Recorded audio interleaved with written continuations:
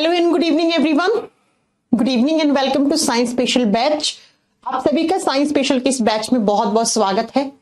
आ जाइए लाइव, फिर अपनी आज से केमिस्ट्री की क्लास स्टार्ट है। एज आई प्रॉमिस्ड कि मैं अब इस वीक में 3 दिन आपके केमिस्ट्री की भी क्लास लूंगी, है ना। मंडे ट्यूसडे हमने बायोलॉजी पढ़ा।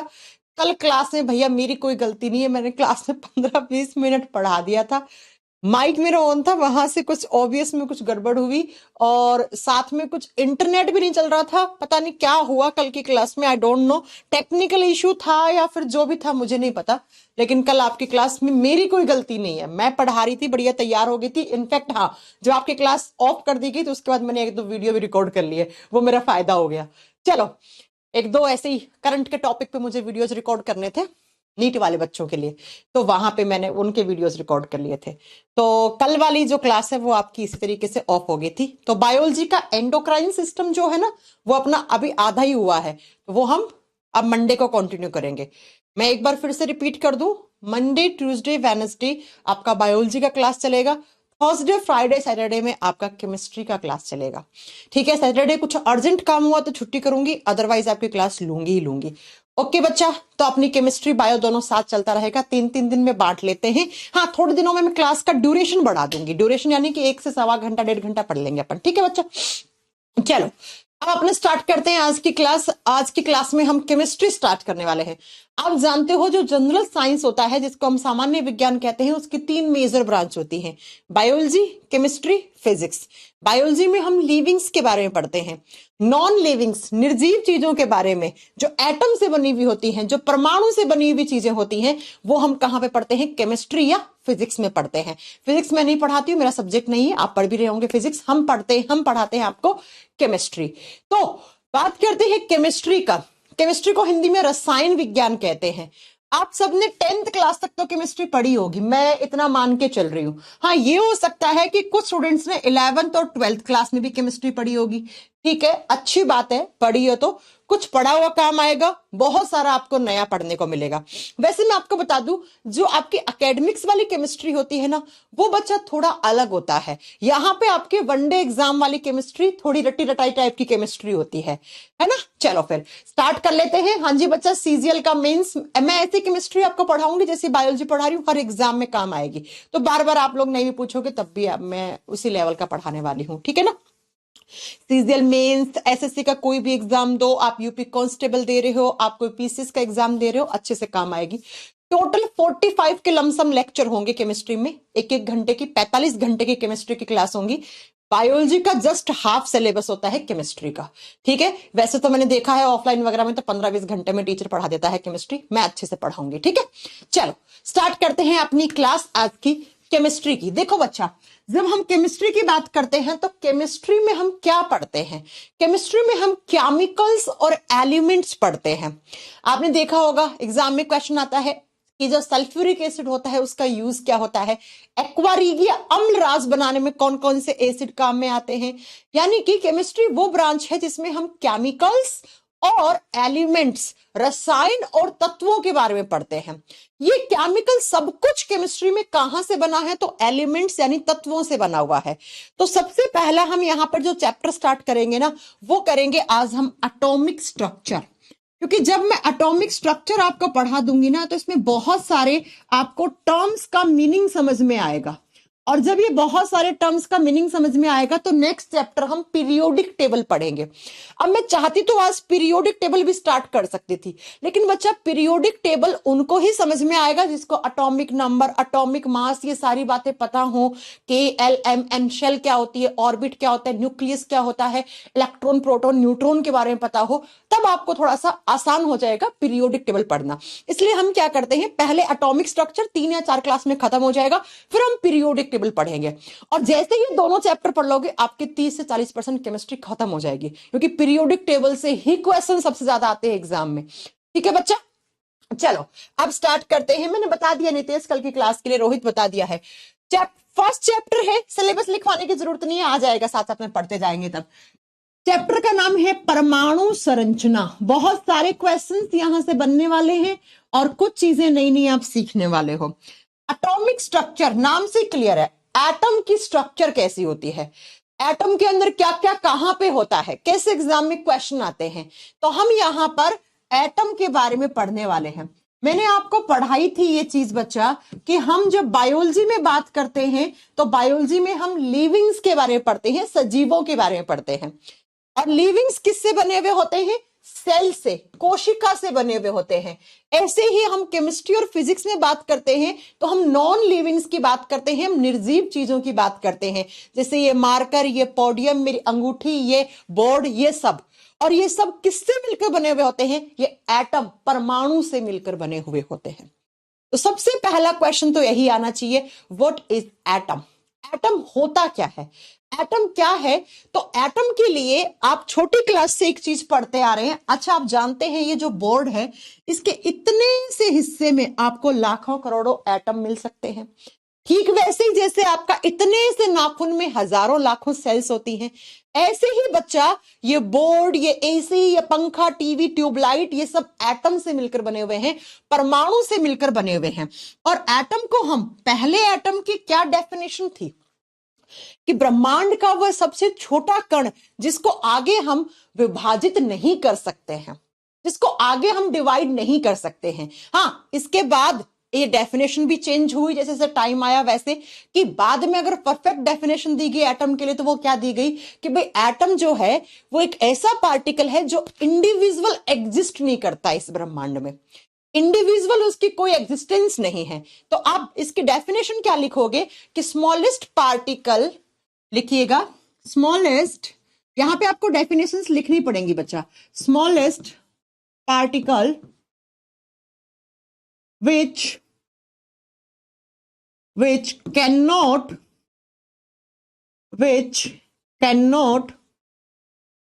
be further divided is known as atom, Hindi medium वाला बच्चा क्या लिखेगा? ब्रह्मांड का वह सबसे छोटा कण जिसको आगे विभाजित नहीं किया जा सकता, लिखेगा ब्रह्मांड का, वैसे हिंदी में आपको मैं डिटेक्ट कर दूं तो भी आप लिख सकते हो, ब्रह्मांड का वह सबसे छोटा कण, वह सबसे छोटा कण जिसको और आगे विभाजित नहीं किया जा सकता, जिसको आगे विभाजित नहीं, यानी कि उसको आगे डिवाइड नहीं किया जा सकता, विभाजित नहीं किया जा सकता, परमाणु कहलाता है, किया जा सकता परमाणु कहलाता है। आप पूरा लिख लेना, ठीक है बच्चा। तो एटम से जितनी भी सारी इस यूनिवर्स में नॉन लिविंग थिंग्स हैं वो सब एटम यानी परमाणु से मिलकर बनी हुई है। परमाणु क्या होता है? तो परमाणु के लिए डेफिनेशन आपकी एनसीईआरटी में दिया हुआ है। क्या आपकी एनसीईआरटी में दिया हुआ है कि ब्रह्मांड का वो सबसे छोटा कण जिसको आप फर्दर डिवाइड नहीं कर सकते, इतना छोटा है कि इसको आगे आप डिवाइड नहीं कर सकते, उसी को आप एटम, उसी को आप परमाणु कहते हो। और इसी परमाणु से आपके आगे चलकर सारे के सारे एलिमेंट्स, मॉलिक्यूल जो भी हम पढ़ेंगे केमिस्ट्री में वो सब इसी से मिलकर बने हुए होते हैं। अब बात यह आती है कि जब आप इसको डायग्राम में बनाते हो तो एटॉमिक स्ट्रक्चर कैसा होता है, यानी कि हाँ सब डिटेल में पढ़ेंगे। अभी आप लोग थोड़ा, मैंने कहा ना 2-3 क्लास का टाइम तो सब समझ में आ जाएगा, केमिस्ट्री टफ नहीं है केमिस्ट्री। जब मैं आपको पीरियोडिक टेबल पढ़ा दूंगी ना, आपको ऐसे उंगलियों पे चीजें याद हो जाएंगी, बस आप थोड़ा सा पेशेंस लेके चलो। बिल्कुल बेसिक से हम पढ़ रहे हैं ना, देखो ये डेफिनेशन आप बचपन से पढ़ते आ रहे हो, फिर भी मैम ने लिखवाया ना आपको, तो थोड़ा ट्रस्ट करके चलो, 2-3 क्लास में सब ठीक हो जाएगा। बात करते हैं कि एटम की स्ट्रक्चर कैसी होती है। स्ट्रक्चर ऑफ एटम, ये मैंने स्ट्रक्चर लिखा है, शॉर्ट फॉर्म में लिखते हैं इसे, ठीक है। परमाणु की संरचना होती कैसे है, इसका अगर डायग्राम बनाए हम कि एटम की स्ट्रक्चर कैसी होती है तो हम कैसे बनाते हैं। तो बच्चा एटम जो होता है ना वो 2 पार्ट्स में डिवाइडेड रहता है। अगर आप गूगल से इमेज डाउनलोड करोगे तो कुछ ऐसा एटम का स्ट्रक्चर आपको दिखेगा जी, बिल्कुल ऐसा ही दिखने वाला है। एटम के 2 पार्ट्स होते हैं। एटम के सेंटर में क्या होता है? एटम के सेंटर में हम कहते हैं कि उसको न्यूक्लियस, जैसे सेल का भी तो न्यूक्लियस था ना, याद होगा ना आपको। एटम के सेंटर में क्या होता है? उसका न्यूक्लियस होता है, नाभिक होता है। और इस एटम के चारों तरफ इस तरीके से सर्कुलर पाथ होते हैं। सर्कुलर पाथ का मतलब होता है गोल पथ होते हैं, इनको हम कहते हैं ऑर्बिट। ऑर्बिट यानी कि एटम जो है उसके दो पार्ट्स होते हैं। क्या क्या? एटम के सेंटर में उसका न्यूक्लियस है और चारों तरफ इस तरीके से गोल गोल चक्कर होते हैं, गोल गोल सर्कुलर पाथ होते हैं। ठीक है, तो इनको हम ऑर्बिट कहते हैं, इनको हम कक्ष कहते हैं। जैसे आप देखो इस इमेज में, ये एटम का न्यूक्लियस है बच्चा। कौन सा? ये एटम का न्यूक्लियस है और इसके बाहर क्या है? ये सर्कुलर पाथ है। इनको हम क्या कहते हैं? इनको हम ऑर्बिट्स, इनको कक्ष कहते हैं। ऑर्बिट या शेल कहते हैं, आप लिख सकते हो ऑर्बिट या इनको शेल कहते हैं। अब बात ये आती है कि मैम एटम के न्यूक्लियस में क्या रहता है? अरे बाबा,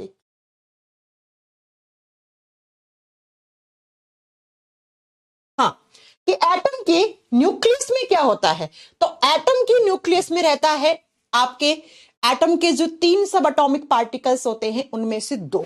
क्या क्या रहता है इस न्यूक्लियस में? रहते हैं आपके प्रोटॉन, प्रोटॉन जिसको हिंदी में भी हम प्रोटॉन बोलेंगे, और इसके नाभिक में दूसरा क्या रहता है? न्यूट्रॉन रहता है। Proton and neutron. तो न्यूक्लियस के अंदर 2 सब एटॉमिक पार्टिकल एग्जिस्ट करते हैं, प्रोटॉन और न्यूट्रॉन। और ये जो बाहर आपके, ये जो बाहर सर्कुलर पाथ बनाए हैं, ये गोल चक्कर बनाए हमने, इनको जिनको हमने कक्ष बोला है, इनमें क्या रहते हैं? इनमें रहता है इलेक्ट्रॉन। इलेक्ट्रॉन रहता है। तो इसीलिए इलेक्ट्रॉन होने की वजह से हम कभी कभी इस ऑर्बिट को ऑर्बिट इलेक्ट्रॉन भी कह देते हैं। इसके अंदर क्या रहते हैं? इसके अंदर इस तरीके से इलेक्ट्रॉन गोल चक्कर पे इस तरीके से अपने एक सर्कुलर पाथ में रिवॉल्व होते रहते हैं, चक्कर काटते रहते हैं।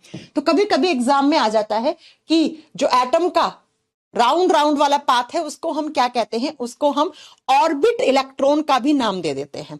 ठीक है बच्चों, अब ये एग्जाम में नहीं आएगा, ये छोटी क्लास से हम पढ़ते जा रहे हैं, एग्जाम में बिल्कुल नहीं आएगा। अब बच्चों ध्यान से सुनो, बात ये है कि ये जो आपका न्यूक्लियस है ना, न्यूक्लियस, किसी भी एटम का न्यूक्लियस, नाभिक, उसके अंदर क्या होते हैं? प्रोटॉन और न्यूट्रॉन होते हैं।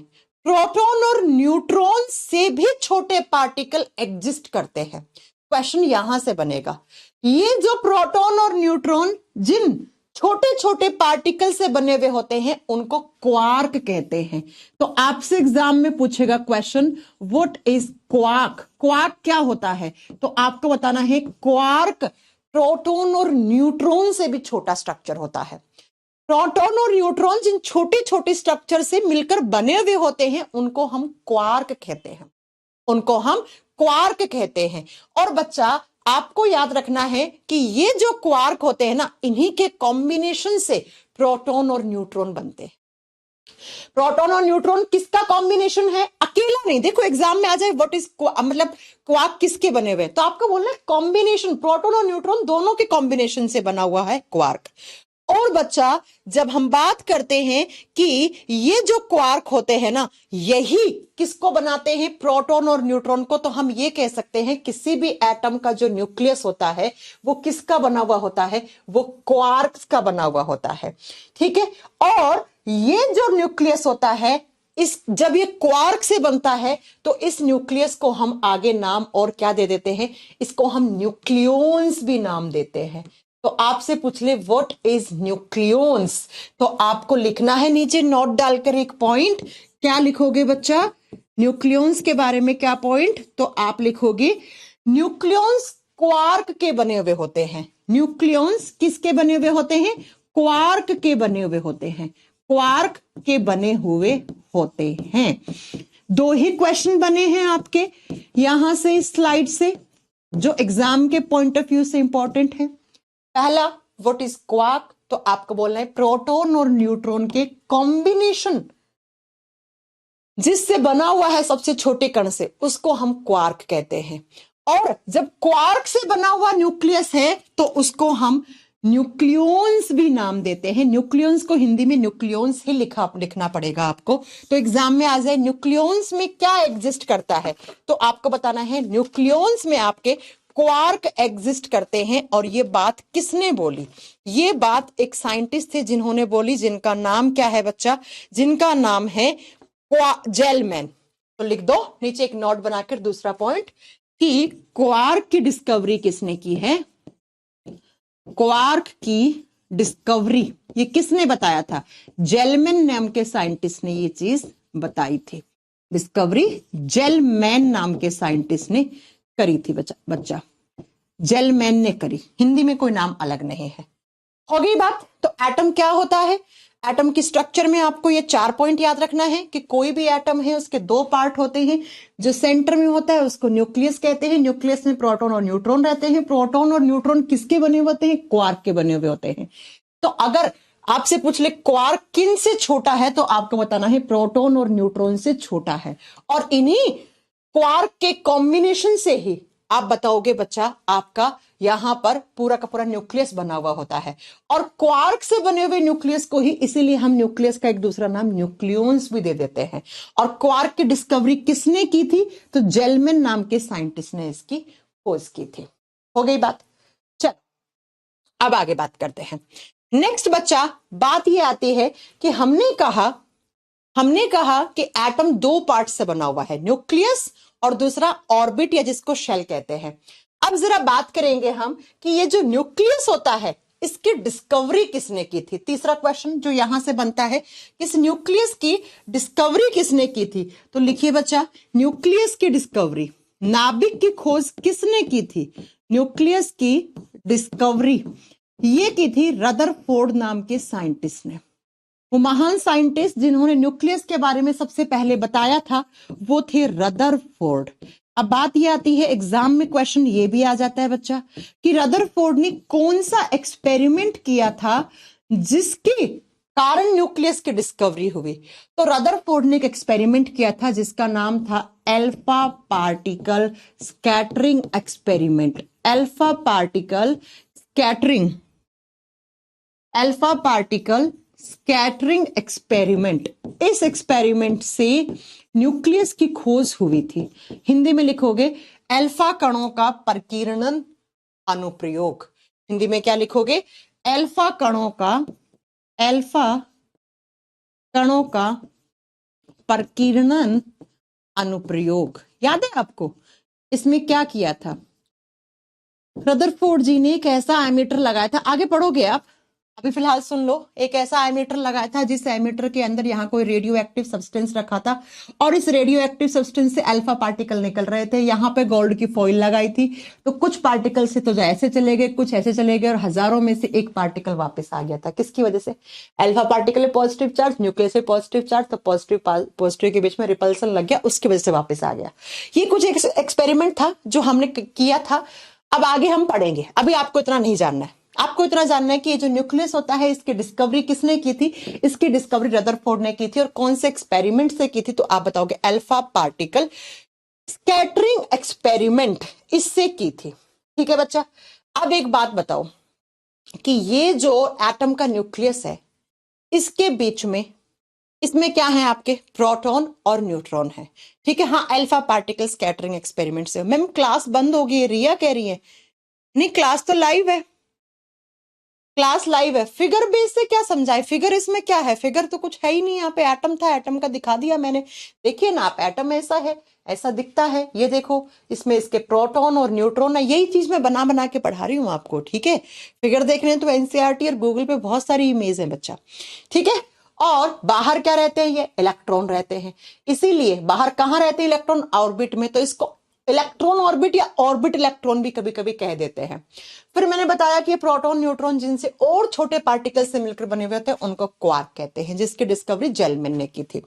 और न्यूक्लियस की डिस्कवरी रदरफोर्ड ने की थी। कभी कभी डिस्कवरी आ जाती है बच्चा यहां से, कौन से एक्सपेरिमेंट से? Alpha particle scattering experiment.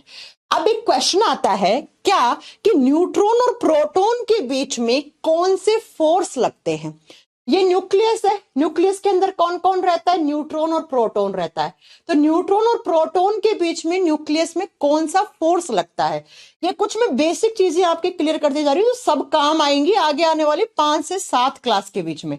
तो लिख लो, बिटवीन न्यूट्रॉन एंड प्रोटॉन। कौन सा फोर्स लगता है? Nuclear forces are present. Nuclear forces are present. Hindi medium वाला बच्चा क्या लिखेगा? न्यूट्रॉन और प्रोटॉन के बीच में नाभिकीय बल उपस्थित होते हैं।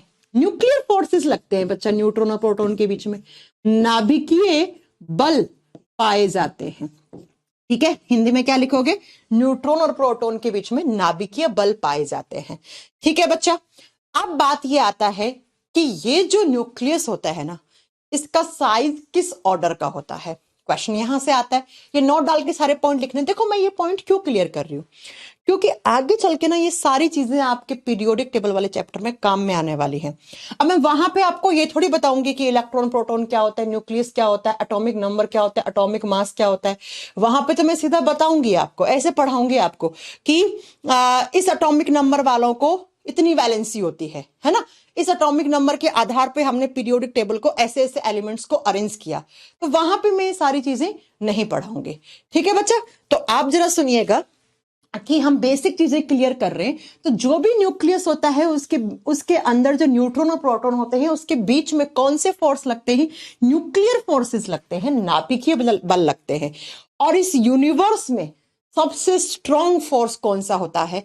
आपने पढ़ा होगा फिजिक्स में, सबसे स्ट्रॉन्ग, सबसे प्रबल यहां पे बल कौन सा होता है? नाभिकीय बल ही होता है, जो थोड़ी देर के बाद आपका आ जाएगा। अभी आपको नहीं जानना है। अब आपको जानना है साइज ऑफ न्यूक्लियस किस ऑर्डर का होता है। लिखिएगा, order of size of nucleus. Size of nucleus, किसी भी एटम का ये जो न्यूक्लियस होता है, नाभिक की त्रिज्या किस ऑर्डर की होती है? तो हिंदी में लिखो, नाभिक की त्रिज्या। कि ये जो न्यूक्लियस की साइज होती है वो किस ऑर्डर की होती है, कितनी होती है? तो आपको याद रखना है, ये होता है 10 का पावर -15 मीटर। 10 का पावर -15 मीटर के ऑर्डर की होती है। और 10 का पावर -15 को आपने पढ़ा होगा, हम और क्या बोल सकते हैं? इसको बोल सकते हैं 1 फर्मी। इसको क्या बोल सकते हैं? 1 फर्मी भी बोल सकते हैं। ये आपने फिजिक्स में पढ़ा होगा। ठीक है, क्या कहा मैंने कि ये जो न्यूक्लियस है किसी भी एटम का, इस तरीके से जो न्यूक्लियस है, इसका साइज किस ऑर्डर का होता है, यानी कि नाभिक की जो त्रिज्या होती है वो किस ऑर्डर की होती है, किस क्रम की होती है? तो आपको बताना है वो 10 की पावर -15, ये आगे काम आएगा बच्चा निकालने में, बहुत सारे न्यूमेरिकल्स निकालने में, ऑर्डर की होती है। और 10 की पावर -15 मीटर को आप 1 फर्मी भी तो बोलते हो ना। तो अगर आपसे पूछ ले कि साइज ऑफ न्यूक्लियस की SI यूनिट क्या होती है, तो आप लिखो SI unit of size of nucleus, यानी कि नाभिक की जो त्रिज्या है उसकी SI यूनिट क्या होगी? तो आपको ऑप्शन में देखना है, वो होगा फर्मी। फर्मी होगा बच्चा। ये लो, ये 2 क्वेश्चन आपके एग्जाम में आएगा। अभी तक क्या पढ़ा है मैंने कहा, देखो अब इस डायग्राम से समझने की कोशिश करना। मैम ने क्या पढ़ाया? मैंने कहा ये एटम है। एटम 2 पार्ट्स में डिवाइडेड रहता है। ये इसका न्यूक्लियस है, ये इसके ऑर्बिट्स हैं। न्यूक्लियस में प्रोटॉन न्यूट्रॉन होते हैं। प्रोटॉन न्यूट्रॉन और जिन छोटे सब एटॉमिक पार्टिकल से मिलकर बने हुए होते हैं उनको क्वार्क कहते हैं। क्वार्क की डिस्कवरी जेलमैन ने की थी। जेलमैन ने बताया था क्वार्क के बारे में।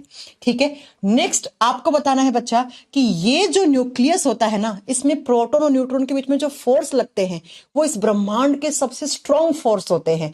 कौन से? न्यूक्लियर फोर्सेस, नाभिकीय बल होते हैं। और इसका साइज किस ऑर्डर का होता है? तो आपको बताना है 10 की पावर -15 आपका मीटर ऑर्डर की होती है, जिसको आप 1 फर्मी भी कहते हो, 1 फर्मी भी कहते हो। तो अगर इसकी SI यूनिट पूछ ली तो आपको फर्मी करके आना है। अब बात करेंगे कि जो आपका दूसरा, हम बात करेंगे, विजेंद्र कह रहे हैं गुड नाइट। गुड नाइट अभी से कैसे हो गई? तो न्यूक्लियस के बारे में हमने जान लिया। अब ये बताओ दूसरा पार्ट कौन सा होता है एटम का? एटम के दूसरे पार्ट को आप क्या बोलते हो? ऑर्बिट कहते हो। ऑर्बिट कहते हो, कक्ष कहते हो, या कभी कभी आप इसको शेल भी कह देते हो। कक्ष, या आप इसको ऑर्बिट या शेल कहते हो। और ये शेल क्या होती हैं? तो इस तरीके से आपके किसी भी एटम का न्यूक्लियस है और इस न्यूक्लियस के चारों तरफ इस तरीके से ये जो सर्कुलर पाथ होते हैं, ये जो गोल रास्ते, गोल पथ बना रहे हो, इन्हीं को आप ऑर्बिट या शेल कहते हो बच्चा। ये क्या है? ये ऑर्बिट या शेल है, कक्ष है। ठीक है, अब जो आगे आने वाली चीजें उनको बहुत ध्यान से आपको सुनना है। अब इन ऑर्बिट में क्या रहते हैं? इन ऑर्बिट में इलेक्ट्रॉन्स रहते हैं, इसीलिए ये देखो ना, इसीलिए हमने इनका नाम क्या रख दिया? इलेक्ट्रॉन ऑर्बिट भी कह देते हैं हम, इलेक्ट्रॉन कक्ष भी इसको कह देते हैं। तो इसमें इलेक्ट्रॉन होते हैं। अब बच्चा, ये जो ऑर्बिट होते हैं ना या शेल होते हैं, इनके नाम होते हैं।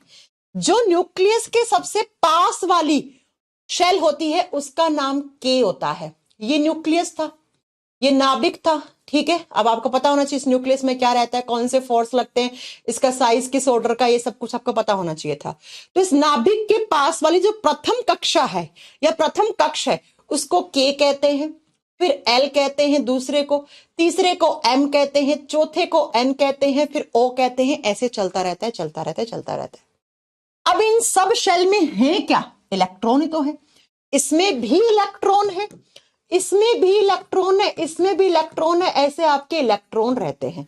तो एग्जाम में क्वेश्चन क्या आता है? एग्जाम में क्वेश्चन आता है कि ये जो के एल एम एन है, ये क्या है? आपकी ऑर्बिट है, कक्ष है। तो इनमें मैक्सिमम नंबर ऑफ इलेक्ट्रॉन कितने हो सकते हैं? इनमें मैक्सिमम नंबर ऑफ इलेक्ट्रॉन कितने हो सकते हैं? एग्जाम में आता है, जैसे मैं आपको पीरियड टेबल पढ़ाऊंगी तो वहां पे मैं लिखाऊंगी एल्यूमिनियम की वैलेंसी निकालो। तो अब वहां पे आपको ये चीजें नहीं पढ़ने को मिलेंगी बच्चा, क्योंकि आपको बेसिक यहीं से क्लियर करना पड़ेगा। तो maximum number of electron in shell लिखो, इसका एक फॉर्मूला होता है निकालने का। लिखिएगा maximum number of electron in shell. कक्ष में अधिकतम इलेक्ट्रॉन की संख्या, किसी भी कक्ष में अधिकतम इलेक्ट्रॉन की संख्या निकालने का एक फॉर्मूला होता है। अधिकतम इलेक्ट्रॉन की संख्या कैसे निकालते हैं? इसको निकालने का एक फॉर्मूला होता है केमिस्ट्री में। क्या? तो इसका फॉर्मूला रहता है 2n स्क्वायर। 2n स्क्वायर, ये इसका फॉर्मूला है। अब एक बार, मुझे पता है आप लोगों को आता भी होगा निकालना। अब मैं आपको बताती हूं, एसएससी ने ही क्वेश्चन पूछा एक बार कि ये जो n है वो क्या है और ये n स्क्वायर है वो क्या है। मुझे पता है आप में से 95 बच्चे इस क्वेश्चन का आंसर नहीं कर पाएंगे। चलो कर दो, आप आंसर कर दो। मैंने जो फॉर्मूला लिखा है 2n स्क्वायर, उसमें n क्या है, n क्या है और n स्क्वायर क्या है? हाँ जी बताओ, सब समझ में आएगा, तुम लोग चिंता मत करो। मैं बिल्कुल बेसिक से लेके चल रही हूँ, इससे ज्यादा बेसिक केमिस्ट्री नहीं होता है। मैं आपको electron, proton, neutron, atomic number, atomic mass सब पढ़ाऊंगी बच्चा, तब जाके पीरियड टेबल स्टार्ट कर पाऊंगी मैं। हाँ बताओ, एन क्या है, एन क्या है और एन स्क्वायर क्या है? दोनों सेम नहीं है, नहीं बता पा रहे? मैं बताऊं फिर यहां एन क्या है बच्चा। यहां पर n रिप्रेजेंट करता है ऑर्बिट नंबर को, लिख लीजिए, n रिप्रेजेंट करता है ऑर्बिट नंबर को, कक्ष की संख्या को, कि कौन सा कक्ष है यहां पे उसको रिप्रेजेंट करता है। और ये जो n स्क्वायर होता है ना, ये बताता है नंबर ऑफ ऑर्बिटल को, नंबर ऑफ ऑर्बिटल्स, ये ऑर्बिटल्स को बताता है, ये कक्षकों की संख्या को बताता है, कक्षकों की संख्या को बताता है। अब मुझे पता है आप में से बहुत सारे बच्चे मुझे क्या बोलेंगे, मैम ऑर्बिट और ऑर्बिटल्स में डिफरेंस क्या होता है? यही बोलोगे ना आप, ऑर्बिट और ऑर्बिटल्स में यानी कि कक्ष और कक्षकों में क्या डिफरेंस होता है? मैं आपसे क्वेश्चन पूछूं, मैं आपसे पूछूं सर्कल और स्फेरिकल में क्या डिफरेंस होता है, तो आप क्या बताओगे? चलो वो छोड़ो, आपको इतना डिटेल में नहीं पढ़ना, आप इतना समझना, एक होता है 2D मॉडल, 2D मॉडल में इनको ऑर्बिट कहा गया है, और एक होता है 3D मॉडल, और 3D मॉडल में इनको ऑर्बिटल्स कहा गया है। पढ़ा होगा ना, S P D F, इनमें मैक्सिमम इलेक्ट्रॉन भरना, इस तरीके से आपने भरे होंगे 2 इलेक्ट्रॉन, फिर पी में ये 3, एस में 2 होते हैं, पी में ये 3 होते हैं, फिर डी में ये आपके ऐसे, एफ में, डी में 5 होते हैं, एफ में 7 होते हैं, ऐसे ये सब आपका आगे आएगा। आपको फिलहाल इतना जानना है कि अगर आपसे एग्जामिनर पूछ ले कि इन शेल में या इन ऑर्बिट में मैक्सिमम नंबर ऑफ इलेक्ट्रॉन कितने कितने आ सकते हैं, तो ये जो मैक्सिमम इलेक्ट्रॉन निकालने का फॉर्मूला होता है उसको 2n² बोलते हैं, जहां पे n रिप्रेजेंट करता है ऑर्बिट नंबर को, कक्ष की संख्या को, और जो n² है वो कक्षकों की संख्या को। आपसे पूछ ले 2D में इनको क्या कहा गया है, इनको तो 2D में इनको ऑर्बिट कहा गया है, 3D में इनको ऑर्बिटल्स कहा गया है। बस 2D में कक्ष और 3D में कक्षक कहा गया। आगे सब आ जाएगा, आपको एस पी डी एफ सब भरना, इलेक्ट्रॉन भरना, सब कुछ सिखाऊंगी मैं, इसी चैप्टर में आ जाएगा। फिलहाल आपको इतनी बात जाननी है। अब बच्चा कैसे निकलेगा इस फॉर्मूले से मैक्सिमम नंबर ऑफ इलेक्ट्रॉन, निकालते क्या है वो सुनो। के के लिए इस एन का वैल्यू, के कौन सी है, देखो ना न्यूक्लियस के बाद पहली कक्ष है, ये पहला ऑर्बिट है, तो के लिए एन का वैल्यू 1 हो जाएगा। के लिए एन का वैल्यू 1, एल कौन सा है, दूसरा है, तो एल के लिए एन का वैल्यू 2 हो जाएगा। एम तीसरा है तो एम के लिए ये वैल्यू 3 हो जाएगा, एन के लिए ये वैल्यू 4 हो जाएगा, ओ के लिए 5 हो जाएगा। समझ रहे हो आप, मैं ये कहना चाह रही हूं के प्रथम कक्षा है तो के लिए 1 हो जाएगा एन का वैल्यू, एल दूसरी है तो 2 हो जाएगा, एम तीसरी है तो 3 हो जाएगा, एन चौथी है 5, ओ पांचवी, पी छठी, एच चलता रहेगा। अब आप इस फॉर्मूले में लिख दो, अगर मैं पूछ लूं के में मैक्सिमम कितने इलेक्ट्रॉन आ सकते हैं, तो आप क्या लिखोगे, 2 × 1 और 1 का स्क्वायर कर दोगे तो आपके पास क्या आ जाएगा बच्चा, आंसर आ जाएगा। अब मैं अगर आपसे पूछ लूं एल में मैक्सिमम कितने इलेक्ट्रॉन आ सकते हैं, तो आप क्या बताओगे बच्चा, एल में आ सकते हैं मैम, एल के लिए 2 × 2 का स्क्वायर। अब आप निकालते जाना, आप बताओगे मुझे के में कितने हैं मैक्सिमम, एल में कितने हैं, एम में कितने हैं, मैं नहीं बताऊंगी, ठीक है बच्चा। और एम के लिए कितना हो जाएगा, ये एन का वैल्यू 3 हो जाएगा, तो यहां से निकाल लेना। इतनी गणित तो आपको आती होगी, मुझे तो वैसे ही कम आती है ना। एन के लिए ये वैल्यू 3 हो जाएगा, तो 3 का ऐसे स्क्वायर कर दोगे।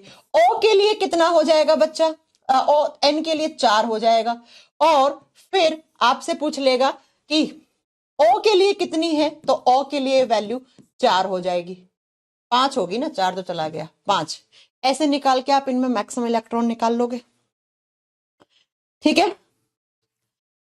के लिए एन का वैल्यू 1 है, एल के लिए 2 है, एम के लिए 3 है, तो यहां पे 3 लिख दोगे। एन के लिए 4 है, तो ये 4 है बच्चा, ठीक है ना, ये 4 है, 4 कर दो, और ओ के लिए ये 5 है, तो ये 5 कर देना यहां। अब आप निकाल लो कि मैक्सिमम इलेक्ट्रॉन्स कितने किस किस में आएंगे, फटाक से बताओ, के में कितने आएंगे, एल में कितने आएंगे, एम में कितने आएंगे, एन में कितने आएंगे, ओ में कितने आ जाएंगे, सब में बता दोगे।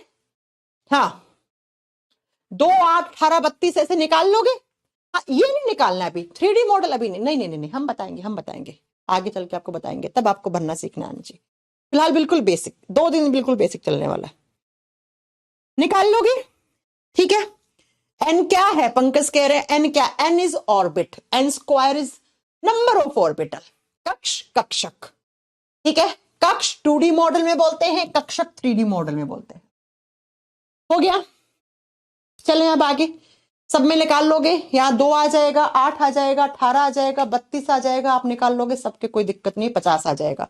ऐसे आपसे किसी का भी निकाल ले, ये बात पता लग गई आपको, सबको पता लग गई। चलो, तो न्यूक्लियस में प्रोटॉन न्यूट्रॉन थे जिनके बीच में न्यूक्लियर फोर्स लग रहे थे, जो सबसे स्ट्रॉन्गेस्ट फोर्स थे। ये बाहर ऑर्बिट है, ऑर्बिट में इलेक्ट्रॉन्स होते हैं, और इन इलेक्ट्रॉन्स की मैक्सिमम नंबर निकालने के लिए एक फॉर्मूला होता है जिसको 2n² कहते हैं। यहां पे के लिए n का वैल्यू 1 होता है क्योंकि पहला कक्ष है, l के लिए 2 होता है, m के लिए 3, n के लिए 4, o के लिए 5, और आप इस फॉर्मूले रखोगे तो कक्ष और कक्षकों की संख्या आपके सामने निकल के आ जाएगी, और मैक्सिमम इलेक्ट्रॉन की संख्या आपको बता दोगे आप। हो गया मैम, चलो अब बात आता है कि ये जो आपके ऑर्बिट होता है जिसको आप कक्ष कहते हैं, यानी कि कोई भी एलिमेंट है उसका जो एटम है उसका साइज ऑफ एटम किस ऑर्डर का होता है। तो अगर आपसे पूछ ले ऑर्डर ऑफ, लिखेगा, नोट डाल के पॉइंट लिखना है, order of size of atom, size of atom, परमाणु की त्रिज्या, परमाणु की त्रिज्या किस ऑर्डर की होती है, त्रिज्या का क्रम किस ऑर्डर का होता है। इससे पहले अपन ने किसका ऑर्डर देखा था, इसका देखा था, इस न्यूक्लियस का देखा था, न्यूक्लियस का। अब हम देखेंगे इस एटम का, कोई भी एलिमेंट है उसमें जितने भी एटम है उसके एक एटम का ये साइज देखेंगे। केमिस्ट्री में हम इसी को एटॉमिक रेडियस भी कह देते हैं, केमिस्ट्री में हम इसको एटॉमिक रेडियस या एटॉमिक साइज भी कह देते हैं। बच्चा केमिस्ट्री में एटॉमिक रेडियस और एटॉमिक साइज एक ही बात होता है, याद रखना। जब मैं आपको आगे चल के पीटी पढ़ाऊंगी ना, तो पीटी में मैं बताऊंगी कि लेफ्ट से राइट जाने में एटॉमिक रेडियस पे क्या प्रभाव पड़ता है। तो आपको पता होना चाहिए वो एटॉमिक रेडियस क्या होती है और किस साइज की होती है, ये भी आपको पता होना चाहिए। ठीक है बच्चा, हाँ, ये 1 एंगस्ट्रॉम के बराबर होती है। पंकज आपने बिल्कुल सही लिखा। और 1 एंगस्ट्रॉम को हम किस साइज का लिखते हैं, 10 का पावर -10 मीटर। और इसको हम क्या लिख सकते हैं, 1 एंगस्ट्रॉम भी लिख सकते हैं। ठीक है बच्चा, इसको हम 1 एंगस्ट्रॉम भी लिख सकते हैं। तो आपसे पूछ ले कि एटॉमिक रेडियस का क्या साइज है, इसको हिंदी में परमाणु त्रिज्या भी लिख लेना। परमाणु आकार या परमाणु त्रिज्या पूछ सकता है आपको, किस ऑर्डर की होती है, क्या क्रम की होती है। पहले हमने न्यूक्लियस का ऑर्डर पढ़ा, अब हमने एटम का पढ़ लिया, पूरे एटम का पढ़ लिया। पहले न्यूक्लियस का, सिर्फ नाभिक का, फिर हमने पूरे एटम का पढ़ लिया। तो ये एटम के 2 पार्ट थे, ये एटम का न्यूक्लियस, ये ऑर्बिट, इनमें प्रोटॉन न्यूट्रॉन रहते हैं, उनके बीच में न्यूक्लियर फोर्स, यहां पे इलेक्ट्रॉन रहते हैं। और इलेक्ट्रॉन शेल में होते हैं, ऑर्बिट में होते हैं, और इन ऑर्बिट्स के नाम होते हैं के, एल, एम, एन, ओ, पी। के में कितने इलेक्ट्रॉन होते हैं, एल में कितने, एम में कितने, एन में कितने, ओ में कितने, पी में कितना। पूरे एटम का साइज, एटॉमिक रेडियस किस ऑर्डर का होता है और न्यूक्लियस का साइज किस ऑर्डर का होता है, इतनी बात आपने समझ ली। चले आगे, चलो अब चलते हैं हम नेक्स्ट पॉइंट में। नेक्स्ट पॉइंट में अगर मैं आपसे पूछ लूं बच्चा 3 बातें, क्या सुनना, नोट डाल के लिखना 3 पॉइंट। सबसे पहला क्वेश्चन आता है कि एटॉमिक थ्योरी किसने दी थी। ये जो परमाणु सिद्धांत है ना, जो इसको मैंने अभी आपको पढ़ा दिया है, ये एटॉमिक थ्योरी किसने दी थी, परमाणु सिद्धांत किसके द्वारा दिया गया था। तो आपको बताना है जॉन डाल्टन। जॉन डाल्टन के द्वारा एटॉमिक थ्योरी दी गई, जॉन डाल्टन के द्वारा, डाल्टन के द्वारा एटॉमिक थ्योरी दी गई। फिर मैं आपसे पूछ लूं कि इस ब्रह्मांड का स्ट्रॉन्गेस्ट फोर्स कौन सा होता है, strongest force in universe, in universe Hindi में क्या लिखोगे, ब्रह्मांड के सबसे स्ट्रॉन्ग बल कौन से माने गए हैं। तो आप जानते हो न्यूक्लियर फोर्सेस होते हैं, नाभिकीय बल होते हैं। तो लिखना, नाभिकीय बल ब्रह्मांड के सबसे प्रबल बल माने गए हैं, सबसे प्रबल बल माने गए हैं। अब अगर मैं आपसे पूछूं सबसे वीकेस्ट फोर्स कौन से हैं, वीकेस्ट फोर्स और इन ब्रह्मांड यानी कि यूनिवर्स में सबसे दुर्बल, हिंदी में लिखना, सबसे दुर्बल बल किसको माना गया है। कौन से होते हैं बच्चा, सबसे दुर्बल बल किसको मानेंगे हम, बता दीजिए। हाँ जी, ग्रेविटेशनल फोर्स होते हैं, सब जानते हैं ये बात कि जो ग्रेविटेशनल फोर्स होते हैं उनको हम क्या बोलते हैं, उनको हम सबसे वीकेस्ट फोर्स मानते हैं। हिंदी में क्या बोलोगे, गुरुत्वाकर्षण बल, गुरुत्वाकर्षण बल सबसे दुर्बल, दुर्बल कमजोर भी लिख सकते हो आप, बल सबसे कमजोर बल होते हैं। ये आपने फिजिक्स में भी ये सब चीजें पढ़ ली होंगी, इतनी आपको बात याद होगी, जो हमने चीज पढ़ाई ना उसका ही सार है ये। हो गया, चलो अब बच्चों नेक्स्ट पॉइंट में आपको एटम के बारे में सारी बातें पता लग गई, एटम क्या होता है और इसमें इलेक्ट्रॉन, प्रोटॉन, न्यूट्रॉन होते हैं, मैक्सिमम नंबर इलेक्ट्रॉन कैसे निकालते हैं, के, एल, एम, एन के बारे में पता लग गया। अब थोड़ा सा एक स्टेप आगे लेंगे हम, एक स्टेप आगे लेंगे। आप जानते हैं इस तरीके से केमिस्ट्री में एक पीटी होता है, पीरियोडिक टेबल होता है, आवर्त सारणी होता है, उसमें रखा गया है एलिमेंट्स को, एलिमेंट्स यानी तत्वों को रखा गया है। अब कैसे क्या रखा गया है वो छोड़ दो, एलिमेंट्स को डिस्ट्रीब्यूट किया गया है ना। कितने एलिमेंट्स को? तो 118, 118 एलिमेंट को रखा गया है। अब बच्चों 118 आपको याद नहीं करने हैं, लेकिन शुरुआत के जो 20 एलिमेंट्स होते हैं ना, इनका आपको एटॉमिक नंबर भी याद करना है और इनका एटॉमिक मास भी याद करना। एटॉमिक नंबर जिसको हम परमाणु क्रमांक कहते हैं, 20 के तो आपको याद करने ही पड़ेंगे और आज मैं आपको होमवर्क दूंगी और कल आप याद करके आओगे। एटॉमिक मास को परमाणु भार या परमाणु द्रव्यमान कहते हैं। 20 याद करने पड़ेंगे बच्चा, 30 याद कर ले तो सबसे अच्छी बात है, लेकिन 20 तो मैं मान के चलती हूं आपको याद करना पड़ेगा। आप जानते हैं एक नंबर पे हाइड्रोजन आता है ना। 118 पे क्या आता है? ओजी आता है। चलो समझ में आ गई मेरी बात। इनका एटॉमिक नंबर और इनका एटॉमिक मास याद करना है आपको, कितने का? 20 का।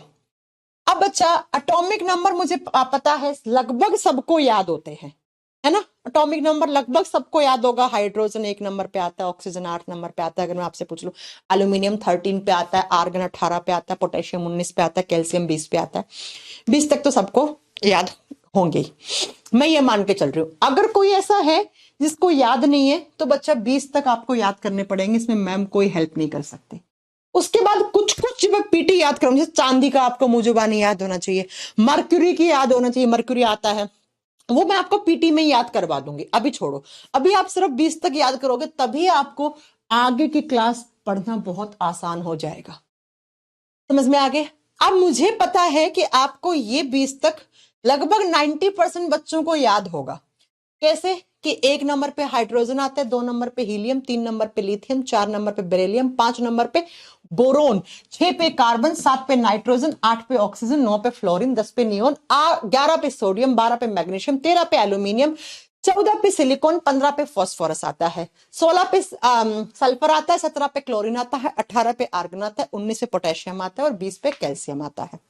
ये क्या है? ये सब है एलिमेंट्स, ये सब एलिमेंट्स हैं बच्चा, ये तत्व हैं। और हम तत्वों को किससे डिनोट करते हैं? इनके सिंबल से। सिंबल से हम पीरियोडिक टेबल में लिखते हैं। सिंबल का मतलब होता है प्रतीक।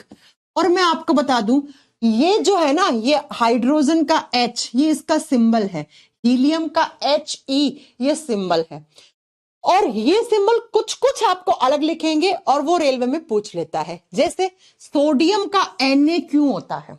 अगर मैं आपसे पूछ लूं कि सोडियम का Na क्यों होता है, मैम सोडियम का तो SO होना चाहिए था, है ना, हम इसको Na क्यों लिखते हैं? तो यहां पे एक बात याद रखना, ये सिंबल्स हम कहां से लेते हैं? ये हम लैटिन भाषा से लेते हैं। ये जो आपको डिफरेंट से दिख रहे हैं ना, ये लैटिन लैंग्वेज से लिए गए हैं। जैसे सोडियम को लैटिन भाषा में नेट्रियम कहा जाता है। क्या कहा जाता है? नेट्रियम, इसलिए इसका Na ले लिया। पोटेशियम को मैम PO से लिखना चाहिए, लेकिन पोटेशियम को तो K से लिखते हैं। लैटिन भाषा में पोटेशियम को कैलियम कहा जाता है, तो वहां से इसका K सिंबल ले लिया। तो आपसे पूछ ले, ये पूछा हुआ क्वेश्चन है रेलवे के एग्जाम का, कि कितना थका हुआ क्वेश्चन है कि सिंबल्स जो हम लेते हैं एलिमेंट्स के, वो किस भाषा से लिए गए हैं? तो वो लैटिन से। हाँ ना, जो अलग होंगे वो सब मैं आपको याद भी करवा दूंगी। मर्क्यूरी का आ जाता है, सोने का आ जाता है, सोडियम का, इनका मैं याद मैं आपको करवा दूंगी, डोंट वरी। आगे से अभी के लिए आपका क्या काम है? इनके एटॉमिक नंबर याद करना और एटॉमिक मास। अब एटॉमिक नंबर आपको याद करने पड़ेंगे 20 तक, कोई सॉल्यूशन नहीं है। एटॉमिक मास याद करने का कोई स्टैंडर्ड फॉर्मूला नहीं है, लेकिन मैं आपको बता देती हूं कैसे एटॉमिक मास याद करते हैं। स्टैंडर्ड नहीं है, हमें टीचर ने याद करवाया, हम आपको याद करवा दे रहे हैं। ये सिर्फ 5 पे अप्लाई नहीं करेगा, बाकी सब पे अप्लाई करेगा। सुनो बच्चा, जब हम किसकी बात करते हैं? एटॉमिक मास की बात करते हैं। मैम एटॉमिक मास याद नहीं होता है, 20 तक याद करना पड़ेगा क्योंकि कहीं कहीं फॉर्मूला में काम आ जाता है। हिंदी में बोलते हैं परमाणु भार या परमाणु द्रव्यमान। ठीक है, परमाणु भार या द्रव्यमान। ये कैसे याद करोगे आप? कितने का? मैम 20 एलिमेंट्स का याद करना है, 20 तत्वों का याद करना है, तो कैसे याद करोगे?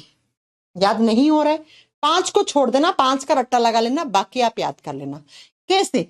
अगर आप किसी इवन नंबर के एलिमेंट का एटॉमिक मास निकालना चाह रहे हो, इवन का मतलब होता है सम संख्या वाला, 2 4 6 8 अगर किसी का एटॉमिक नंबर है, तो आपको क्या करना है? आपको बच्चा, ये मैं बता दूं, कोई किताबों में नहीं मिलेगा, कोई स्टैंडर्ड फॉर्मूला नहीं है, बस टीचर ने हमें याद करवाया था, मैं आपको याद करवा दूं। तो अगर आपको एटॉमिक मास निकालना है इवन संख्या का, तो उसको आपको क्या करना है? 2 से गुणा कर देना है उसके एटॉमिक नंबर को। 2 इंटू एटॉमिक नंबर, 2 से गुणा कर देना है उसके एटॉमिक नंबर को। परमाणु संख्या को 2 से गुणा कर दो। परमाणु संख्या आपको याद करनी पड़ेगी। परमाणु संख्या क्या है? हाइड्रोजन की 1 है, हीलियम की 2 है ना, और लिथियम की 3 है, ये आपको याद करना पड़ेगा। तो सम संख्या में एटॉमिक मास निकालोगे तो 2 का गुणा मतलब जस्ट डबल कर दिया। अब अगर आप ओड नंबर का निकालना चाह रहे हो, विषम संख्या का, तो विषम संख्या का निकालने के लिए 2 इंटू एटॉमिक नंबर तो आपने कर दिया, प्लस 1 जोड़ देना। 2 इंटू एटॉमिक नंबर आपने कर दिया, और साथ में आपको क्या कर देना है? +1 कर देना है, 1 जोड़ देना है, दुगुना करके 1 जोड़ देना है एटॉमिक नंबर में। सम संख्या हुआ तो जस्ट दुगुना एटॉमिक मास हो जाएगा, विषम संख्या हुआ तो दोगुना करके +1 कर देना 1। ये फॉर्मूला एप्लीकेबल किस पे नहीं होगा? 5 एलिमेंट पे, 5 तत्वों पे ये एप्लीकेबल नहीं होगा, जिनके आपको याद करने पड़ेंगे। क्या क्या? हाइड्रोजन, हाइड्रोजन पे नहीं है एप्लीकेबल, बेरिलियम पे नहीं है, नाइट्रोजन पे नहीं है, क्लोरीन पे नहीं है, आर्गन पे नहीं है। इनके आपको याद करने पड़ेंगे, इनके आपको याद करने पड़ेंगे। अब मैम थोड़ा निकाल के बताओ, चलो बाद में बात करेंगे। इन 5 को छोड़ देना, hydrogen, beryllium, nitrogen, chlorine, argon, ये तो मैं आपको बाद में याद करवा दूंगी, कोई बात नहीं है। अब सुनो, जैसे ये पहले 20 एलिमेंट है, ये इनका एटॉमिक नंबर है। हाइड्रोजन का 1 होता है, हीलियम का 2 होता है, लिथियम का 3 होता है, 4 5 6 7। अब हमें क्या याद नहीं होते? हमें एटॉमिक मास याद नहीं होते। ये तो आप कह रहे हो ना कि हमें एटॉमिक मास याद नहीं होते। तो एटॉमिक मास कैसे निकालेंगे हम? अगर कोई सम संख्या है तो उसका दुगुना कर देंगे, अगर कोई विषम संख्या है तो दुगुना करके 1 जोड़ देंगे उसके एटॉमिक मास में। हाइड्रोजन को छोड़ दो, हाइड्रोजन पीरियोडिक टेबल का इकलौता ऐसा एलिमेंट होता है जिसका एटॉमिक नंबर एटॉमिक मास के बराबर होता है। अदरवाइज हर एक केस में एटॉमिक मास एटॉमिक नंबर से बड़ा होता है। याद रखना, हाइड्रोजन इकलौता ऐसा एलिमेंट है जिसका एटॉमिक नंबर भी 1 है और इसका एटॉमिक मास भी 1 है बच्चा। इस हाइड्रोजन के केस में एटॉमिक नंबर एटॉमिक मास, परमाणु क्रमांक, परमाणु संख्या दोनों बराबर होते हैं, इसलिए हाइड्रोजन को हमने वहां पे एक्सेप्शन में लिखा था। अब बाकी सबके निकाल लो फटाक से। हीलियम का निकालोगे 2 एटॉमिक नंबर है, एटॉमिक मास कितना हो जाएगा? हीलियम 2 क्या है? सम संख्या। सम संख्या होती है तो हम क्या करते हैं? दुगुना कर देते हैं। सम संख्या होते हुए हम क्या कर देते हैं? दुगुना कर देते हैं। तो कितना हो जाएगा इसका 4 हो जाएगा। ठीक है बच्चा। अब ये बताओ लिथियम का कितना हो जाएगा? लिथियम 3 नंबर पे आता है। 3 क्या है? विषम संख्या है। तो कैसे निकालोगे? विषम संख्या में हम दुगुना करके एटॉमिक नंबर का +1 कर देते हैं। तो 3 दूनी 6, 1 7 हो जाएगा। इसका कितना? 8 हो जाएगा। बोरोन का 5 दूनी 10, तो 11 हो जाएगा। समझ रहे हो आप? ऐसे निकालना सीख लोगे ना। कार्बन 6 है, 6 का दुगुना 12 हो जाएगा। नाइट्रोजन एक्सेप्शन है, छोड़ देना है। ठीक है, नाइट्रोजन का वैसे 14 होता है, अभी हम समझ लेंगे। इसको छोड़ देना, एक बार स्टार कर देना, इसको खाली छोड़ देना। ठीक है। ऑक्सीजन का कितना है? 8 है, दुगुना 16 हो जाएगा। फ्लोरीन का 9 है, तो 9 दूनी 18 और 1 19 हो जाएगा। नियोन का 10 का 20 हो जाएगा। 10 सम संख्या है ना। सोडियम का 11 है। ठीक है, तो 11 दूनी 22 और 1 क्या हो जाएगा? 23। मैग्नीशियम का 24। एल्यूमिनियम क्या? 13 दूनी 26 और 1 27 हो जाएगा ना। सिलिकॉन का 14 है तो 28 हो जाएगा। फास्फोरस का 15 है। फास्फोरस का कितना है बच्चा? 15 है, तो 15 का 30 और 1 31 हो जाएगा। ठीक है। सल्फर का 16 दूनी 32 है, 1 33 हो जाएगा। क्लोरीन का छोड़ देना है, पॉइंट में होता है इसका। अब आर्गन का भी मैंने बोला था थोड़ी देर पहले कि छोड़ देना, इन दोनों के तो मैं याद करवाऊंगी आपको। ठीक है ना। पोटेशियम 19 है, और 19 दूनी 38 और एक 39 हो जाएगा, इसको भी छोड़ देना है अभी। कैल्शियम का 20 है तो 40 हो जाएगा, ये लो। हाँ, सबका निकाल सकते हो। राजा क्या समझ में नहीं आ रहा? कितना आसान तो राजा मैंने बता दिया आपको। राजा कह रहे कुछ समझ में नहीं आ रहा। अब इससे ज्यादा क्या समझाएगा कोई राजा? कितना आसान समझा दिया आपको। पहले मैंने लिखा कि आपको 20, देखो एक बार फिर से सुन लो, इसके बाद नहीं बताऊंगी। मैंने कहा पीरियोडिक टेबल में 118 एलिमेंट होते हैं, 118 तत्व होते हैं। 118 आपको याद नहीं करने, मुझे भी नहीं याद है, मुझे 80-90 याद है ना।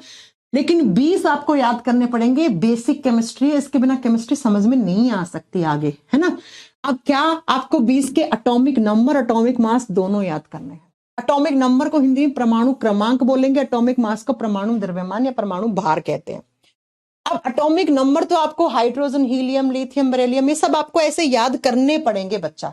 इसका कोई सॉल्यूशन नहीं है, याद करने पड़ेंगे आपको। Hydrogen, helium, lithium, beryllium, boron, carbon, nitrogen, oxygen, fluorine, neon, sodium, magnesium, aluminium, silicon, phosphorus, sulphur, chlorine, argon, potassium, calcium. 20 हो गया, ठीक है। अब एटॉमिक मास कैसे निकालने हैं? तो एटॉमिक मास निकालने का वैसे कोई स्टैंडर्ड फॉर्मूला नहीं होता है, लेकिन हमें हमारे टीचर ने याद करवाया था, तो आप भी लिख सकते हो कि एटॉमिक मास हम कैसे निकालते हैं। परमाणु द्रव्यमान, अगर कोई सम संख्या वाला एटॉमिक नंबर है, कोई एटम है, तो उसका हम एटॉमिक मास निकालने के लिए उसके एटॉमिक नंबर को 2 से गुणा कर देते हैं। यानी कि अगर 2 वाला है तो 4 हो जाएगा, 4 वाले का 8 हो जाएगा, 6 वाले का 12 हो जाएगा, 8 वाले का 16 हो जाएगा, 10 वाले का 20 हो जाएगा, 20 वाले का 40 हो जाएगा, 14 वाले का 28 हो जाएगा। भाई राजा इसमें क्या बता सकती है आपको और, है ना। 16 वाले का 32 हो जाएगा, इससे ज्यादा क्या बता सकती। अगर आप एटॉमिक मास निकाल रहे हो विषम संख्या का, यानी कि किसी ओड नंबर का, तो आपको क्या करना है, 2 इंटू एटॉमिक नंबर प्लस 1 कर देना है। यानी कि दुगुना करके एटॉमिक नंबर का 1 जोड़ देना है। जैसे आप बताओ, 3 दूनी 6 प्लस 7 हो जाएगा, इसका 1 जोड़ दोगे 7 हो जाएगा। 5 दूनी 10, 1 जोड़ दोगे 11 हो जाएगा। नाइट्रोजन को आपको छोड़ देना है। फ्लोरीन का 9 दूनी 18, तो 1 19 हो जाएगा। ऐसे करके बच्चा आप ये निकाल लोगे। ये एप्लीकेबल किस में नहीं होगा? 5 एलिमेंट में। कौन कौन से में? हाइड्रोजन में। हाइड्रोजन पे क्यों नहीं एप्लीकेबल होगा? हाइड्रोजन पीरियोडिक टेबल का इकलौता ऐसा एलिमेंट है। हाँ, सल्फर का 32 तो लिखा है मैंने, सल्फर का 32 है बेटा कुंदन, ठीक है।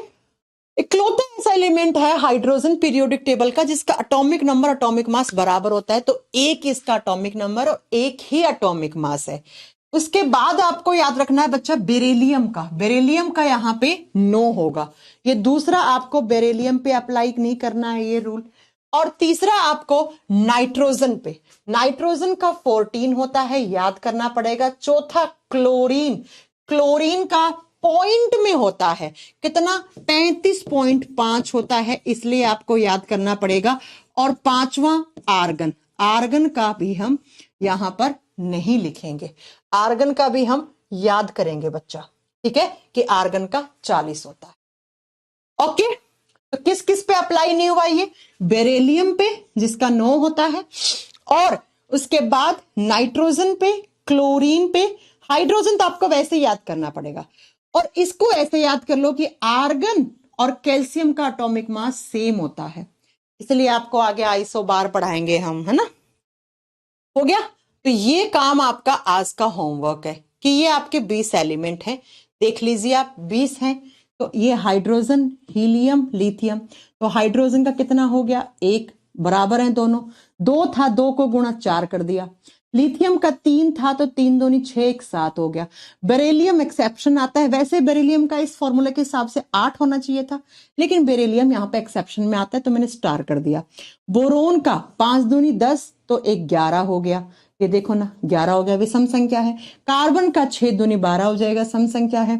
नाइट्रोजन का 7 दूनी 14, नाइट्रोजन भी यहाँ पे एक्सेप्शन में आएगा, ये याद करना पड़ेगा आपको। ऑक्सीजन का 8 दूनी 16 हो जाएगा। फ्लोरीन का 9 दूनी 18, तो 1 जोड़ देना, विषम संख्या है। नियोन सम संख्या है तो डबल हो जाएगा। सोडियम विषम संख्या है तो डबल करके 1 जोड़ देना है। मैग्नीशियम सम संख्या है तो डबल हो जाएगा। एल्यूमिनियम विषम है तो डबल होके एक जुड़ जाएगा। सिलिकॉन सम है तो डबल हो जाएगा। फॉस्फोरस विषम है तो डबल होके एक जुड़ जाएगा। सल्फर सम है तो डबल हो जाएगा। क्लोरीन का पॉइंट में होता है, 17 दूनी 34 होते हैं, फिर डेढ़ और जोड़ना होता है, तो आपको 0.5 भी याद करना पड़ेगा इसमें, तो क्लोरीन एक्सेप्शन हो गया, याद कर लोगे। ठीक है। आर्गन और कैल्शियम का दोनों का 40-40 होता है, ऐसे याद कर लो, आर्गन और कैल्शियम का 40-40 होता है। पोटेशियम 19 पे आता है तो 19 दूनी 38, विषम संख्या एक जोड़ोगे तो 39 हो गया। ये लो, ये स्टार आपको बेरिलियम वाला जैसे 9 है, ये याद करना पड़ेगा। हाइड्रोजन का एक याद करना पड़ेगा बच्चा, इसमें कोई वो नहीं है। नाइट्रोजन के कितने होते हैं? 14 होता है एटॉमिक मास, आपको याद करना पड़ेगा। और एक क्लोरीन का याद कर लेना, 35.5 लेते हैं इसको न्यूमेरिकल्स में। और आर्गन और कैल्शियम का तो 40-40 होता है, ये 5 पे एप्लीकेबल नहीं होगा, ये आपको याद करने पड़ेंगे। अगर आप अपनी केमिस्ट्री स्ट्रॉन्ग करना चाहते हो तो ये याद करने ही करने पड़ेंगे। ओके। हाँ, कैल्शियम का कितना होता है? कैल्शियम का 20 होता है बच्चा, एटॉमिक नंबर तो 40 हो जाएगा पंकज। ठीक है। एटॉमिक मास पॉइंट आया तो ऑप्शन में क्या करेंगे? एटॉमिक मास कैसा आया? तो कल की क्लास नहीं हो पाई थी, कल मैंने बता तो दिया आपको, कल की क्लास नहीं हो पाई थी, मैंने तो पढ़ाया था 15-20 मिनट। हाँ जी अंकित, बिल्कुल एनसीईआरटी ही कवर कर रहे हैं। तुषार देश पांडे, अनथिया मैम आप, तुषार देश पांडे क्या कहना चाह रहे हो आप?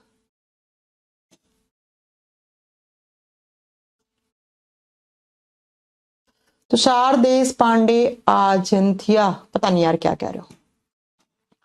ठीक है, क्लियर है। अब मैं थोड़ा सा आपको रिवाइज करवा दूं कि आज की क्लास में हमने क्या पढ़ा। 5 मिनट में रिवीजन करेंगे। अगर ये रिवीजन समझ में आ गया तो समझना आपको आज की क्लास समझ में आ जाएगी। ठीक है। गांठ वाला क्वेश्चन क्या है, मेरे को समझ ही नहीं आ रहा। कुंदन आप क्या कह रहे हो? गांठ वाला क्वेश्चन सुनो। मैम ने आज क्या चैप्टर स्टार्ट किया? बोर्ड वोर्ड सब भूल जाओ। मैंने एटॉमिक स्ट्रक्चर स्टार्ट किया, यानी कि एटम की स्ट्रक्चर, एटम को हम कैसे रिप्रेजेंट करते हैं, कैसे केमिस्ट्री में हमें आगे एटम की स्ट्रक्चर काम में आएगी। एटम क्या होता है, तो एटम की डेफिनेशन को सबसे पहले क्या दिया गया कि एटम ब्रह्मांड का वो सबसे छोटा पार्टिकल है जिसको आगे आप डिवाइड नहीं कर सकते, यानी कि उसको विभाजित नहीं कर सकते। हालांकि इस बात को बाद में मॉडिफाई करके कह दिया कि एटम एक ऐसा ब्रह्मांड का पार्टिकल है जो इंडिविजुअल अपनी एग्जिस्ट शो नहीं करता है। खैर वो सब छोड़ो आप। ठीक है। एटम के 2 पार्ट होते हैं। एटम के सेंटर में उसका न्यूक्लियस यानी नाभिक होता है, नाभिक में न्यूट्रॉन प्रोटॉन रहते हैं। एटम के न्यूक्लियस के चारों तरफ जो गोल गोल चक्कर होते हैं, जिनको सर्कुलर पाथ कहते हैं इंग्लिश में, उनको हम ऑर्बिट या शेल कहते हैं, कक्ष कहते हैं। ठीक है, जिनमें इलेक्ट्रॉन रहते हैं। न्यूक्लियस के अंदर जो न्यूट्रॉन प्रोटॉन होते हैं वो और ज्यादा सब एटॉमिक पार्टिकल्स क्वार्क से बने होते हैं, जिनको हम जेलमैन नाम के साइंटिस्ट ने इसकी डिस्कवरी की थी, क्वार्क की। क्वार्क के बेस पे न्यूक्लियस को न्यूक्लियॉन्स भी कहा जाता है। इलेक्ट्रॉन चूंकि ऑर्बिट या शेल में होते हैं तो हम इन ऑर्बिट को इलेक्ट्रॉन ऑर्बिट भी कहते हैं। ठीक है। न्यूक्लियस के सेंटर में जो आपका एटम का सेंटर में न्यूक्लियस है, नाभिक है, उस नाभिक में जो प्रोटॉन न्यूट्रॉन होते हैं उसके बीच में इस ब्रह्मांड के सबसे स्ट्रॉन्गेस्ट फोर्स रखते हैं, सबसे प्रबल आपके बल लगते हैं, जिनको हम न्यूक्लियर फोर्स कहते हैं। और इस ब्रह्मांड में सबसे वीकेस्ट फोर्स, सबसे दुर्बल बल हम किसको कहते हैं? ग्रेविटेशनल फोर्स, जो आपके गुरुत्वाकर्षण बल होते हैं उनको मानते हैं। ठीक है बच्चा। अब बात करेंगे हम कि ये जो किसी भी एटम के चारों तरफ ये जो सर्कुलर पाथ होते हैं, इनके नाम होते हैं। सबसे पहला होता है जो न्यूक्लियस के पास, उसको के बोलते हैं, फिर एल, फिर एम, फिर एन, फिर ओ, फिर पी, ऐसे चलता रहता है। अब इस के एल एम एन ऑर्बिट में इलेक्ट्रॉन्स होते हैं। अब हमें कैसे पता चलेगा कि के में मैक्सिमम कितने इलेक्ट्रॉन हैं, एल में कितने हैं, एम में कितने हैं, एन में कितने हैं, ओ में कितने हैं, पी में कितने हैं? तो उसके लिए एक फॉर्मूला है बड़ा सिंपल सा, मैक्सिमम नंबर ऑफ इलेक्ट्रॉन निकालने का, that is 2n square. 2n square में n बोलता है नंबर ऑफ ऑर्बिट को, कक्ष की संख्या को। n स्क्वायर किसको बोलता है? नंबर ऑफ ऑर्बिटल्स को। 2D मॉडल में n को ऑर्बिट कक्ष कहते हैं, 3D मॉडल में n स्क्वायर को ऑर्बिटल कक्ष कह देते हैं, एसपीडीएफ जो आगे हम आपको पढ़ाने वाले हैं। पॉइंट क्लियर हो गया। उसके बाद मैंने क्या पढ़ाया कि इस फॉर्मूले को रख के आप KLMNOP में मैक्सिमम नंबर ऑफ इलेक्ट्रॉन की संख्या निकाल लोगे, जहां पर K के लिए N का वैल्यू 1 है, L के लिए 2 है, M के लिए 3 है, N के लिए 4 है, इसके लिए 5 है, इसके लिए 6 है, निकाल लोगे। ठीक है, निकाल लोगे, बहुत सिंपल है, निकाल लोगे। उसके बाद मैंने बताया कि केमिस्ट्री में आगे बढ़ने के लिए आपको पीरियोडिक टेबल के 1 से 20 तक के एलिमेंट्स होते हैं जिनका एटॉमिक नंबर याद करना है। ठीक है, एटॉमिक नंबर सबको याद होता है, लगभग आप में से 99% बच्चों को याद होगा, क्योंकि हम 7वीं 8वीं क्लास में ही ये याद करना शुरू कर देते हैं। एटॉमिक मास नहीं याद होता है, तो एटॉमिक मास याद करने के लिए कोई स्टैंडर्ड फॉर्मूला नहीं है, ये हमारे टीचर ने बनाया था, मैंने आपको बता दिया। एटॉमिक मास कैसे निकालते हो, अगर कोई सम संख्या वाला है तो उसको हम उसके एटॉमिक नंबर का दुगुना कर देते हैं, तो वो उसका एटॉमिक मास मान लेते हैं। जैसे 10 पे नियोन आता है, तो 10 एक सम संख्या है, तो उसका एटॉमिक मास दुगुना 20 हो जाएगा, है ना, ऐसा हम मानते हैं। अगर कोई विषम संख्या है तो बच्चा हम उसके एटॉमिक नंबर को दुगुना करके उसमें एक प्लस कर देते हैं, है ना, प्लस कर देते हैं, तो वो निकल जाता है। ये 5 पे एप्लीकेबल नहीं होगा। ये 5 पे एप्लीकेबल कौन कौन सा नहीं होगा? हाइड्रोजन पे नहीं होगा, नाइट्रोजन पे नहीं होगा, वॉइस आ रही है बिल्कुल, हाइड्रोजन पे एप्लीकेबल नहीं होगा, बेरिलियम पे नहीं होगा। हाइड्रोजन पे इसलिए नहीं होगा प्यारे बच्चों क्योंकि हाइड्रोजन का एटॉमिक नंबर एटॉमिक मास दोनों एक ही होता है। बेरिलियम पे नहीं होगा, उसके बाद नाइट्रोजन पे नहीं होगा, उसके बाद आर्गन का याद रखना पड़ेगा आपको। आर्गन कैल्शियम का पैसे याद कर सकते हो कि आर्गन और कैल्शियम का 40-40 होता है, और क्लोरीन का पॉइंट में होता है तो आपको याद करना पड़ेगा 35.5 होता है। तो ये आपकी आज की क्लास का